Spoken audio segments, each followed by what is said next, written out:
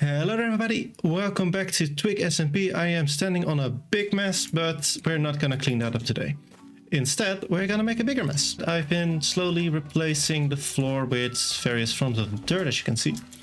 And the reason I did that is because I am not a big fan of making like classic big bases, as were, like the like a castle or whatever, stuff like that. And since we are on TwigSMP and we're trying to be more of a community with everything, and we have like a big communal storage area and all that type of stuff, I thought, you know what, how about I just use that stuff, don't make any of my own storage, and instead just kind of like make a little area, and I'll see what I do with it.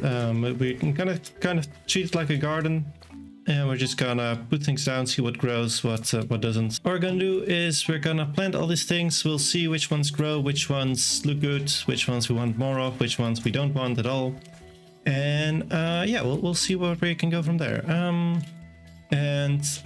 With that, kind of like fill in this area, make it a little bit more alive, because now it's just dirt, and we want it's nice dirt. Don't get me wrong, dirt. You're great dirt, but sometimes you want more than dirt.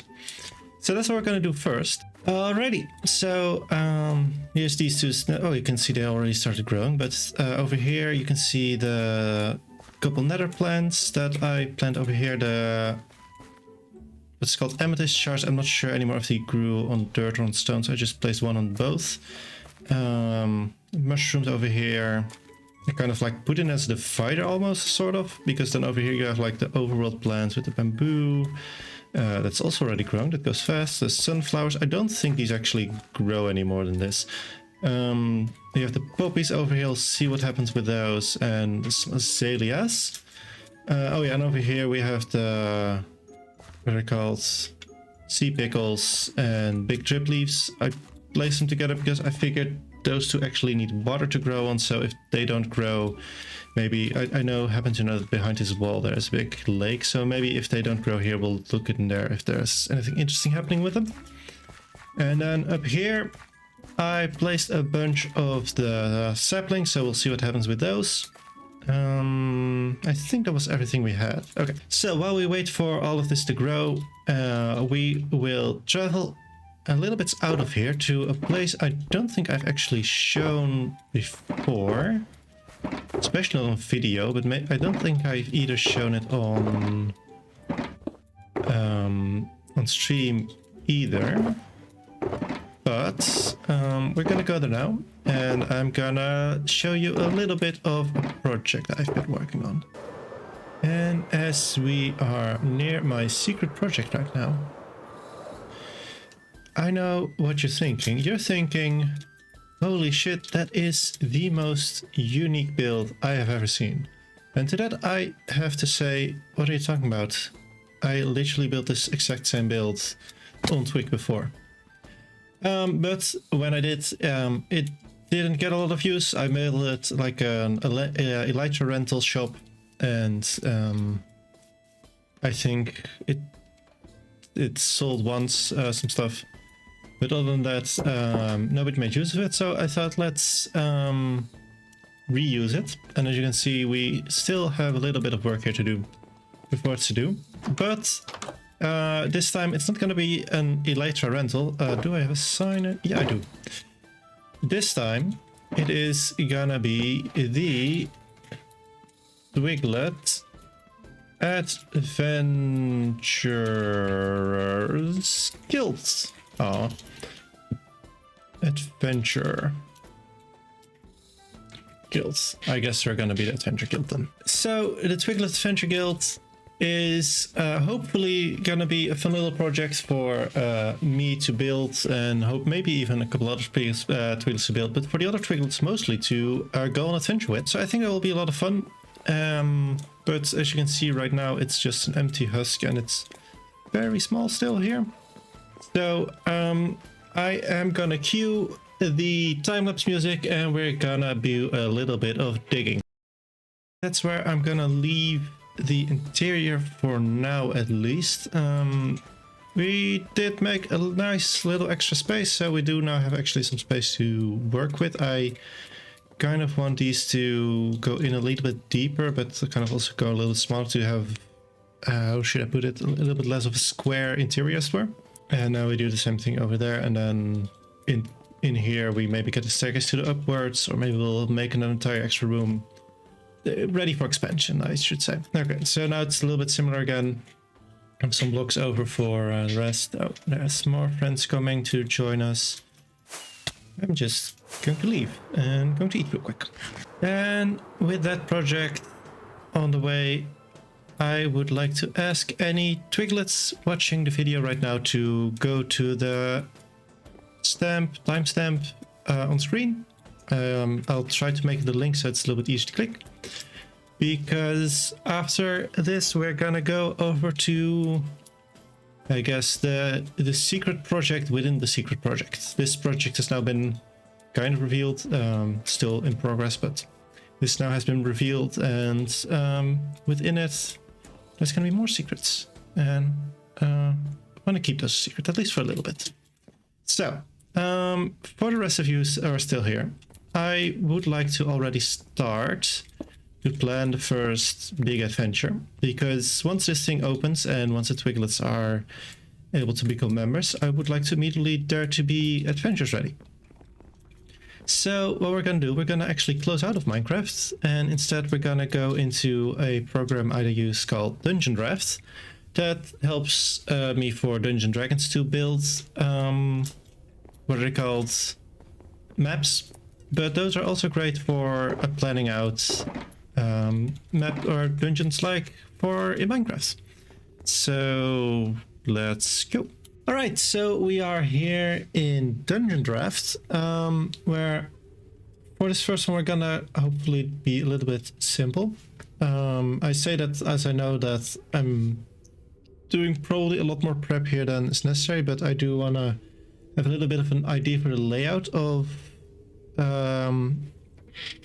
what I want to build eventually, before I actually start with it, because I want to know where do I need to leave room for secret doors, how big is this thing going to be, etc, etc.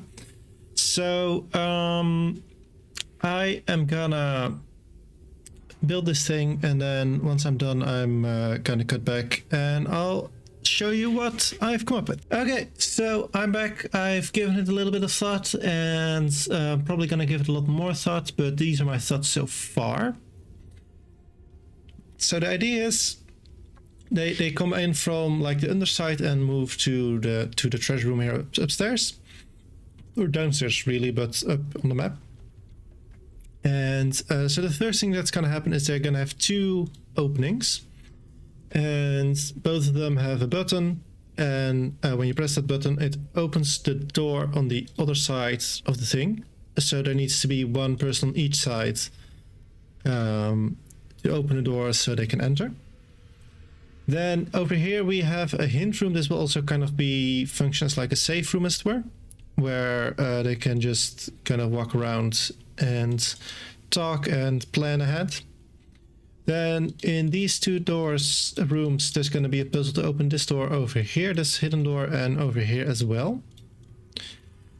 After which they will be able to travel back towards the treasure room. But what then happens is over here, like they're going to see a lot of traps as well. They're going to see, I thought also maybe we'll put these here. I thought it'd be fun to do at the ending as well, but actually I think we'll do them over here. And so they'll see the traps here, and hopefully since they won't activate, they'll kind of like get lulled in this false sense of security. I think I'll might put some fake traps like in the rooms here, so that they go in, and then when they take treasure, well, not sure yet what the treasure is, I want this room to start flooding.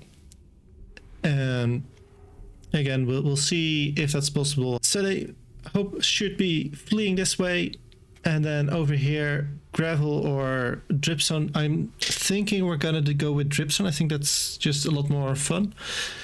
To have dripstone fall from above them, and then as they go here or here, then there also starts to be an arrow or poison trap.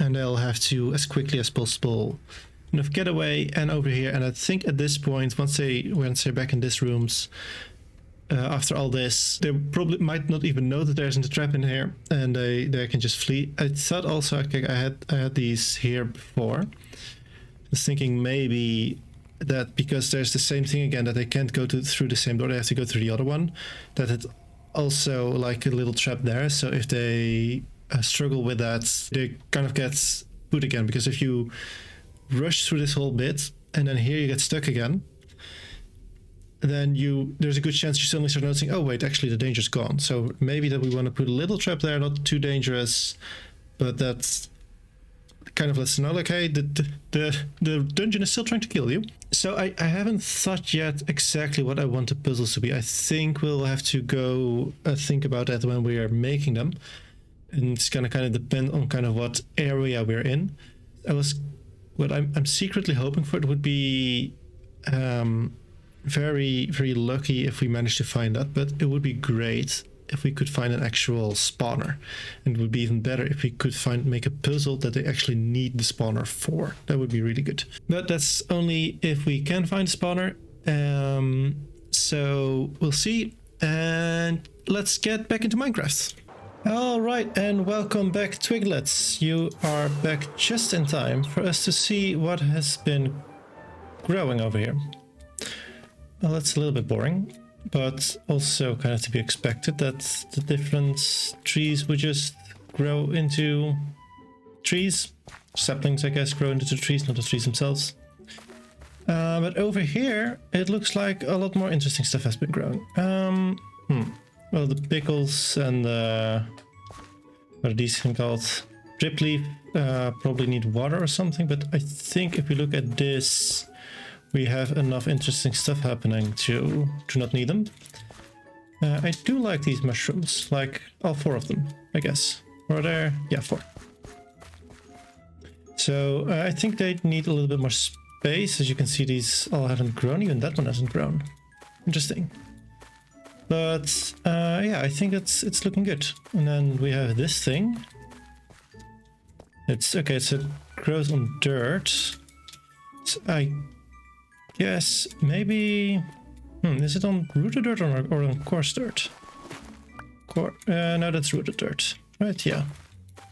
Just thinking, like, it looks kind of cactusy, so maybe it only wants to grow on, like, what's it called, drier spaces, so like coarse dirt and stuff like that. But looks like it just grows on any dirt forms.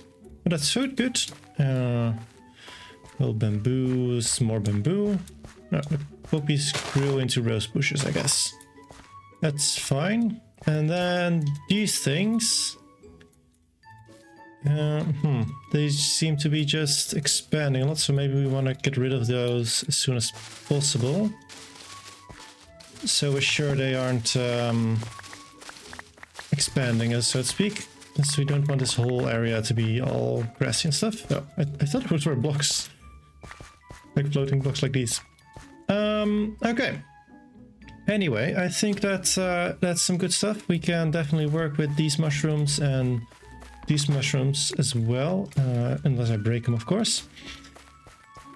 So yeah, next episode we'll continue with that. I'll clean up here a little bit in the meantime, and I hope to see you there. Bye bye.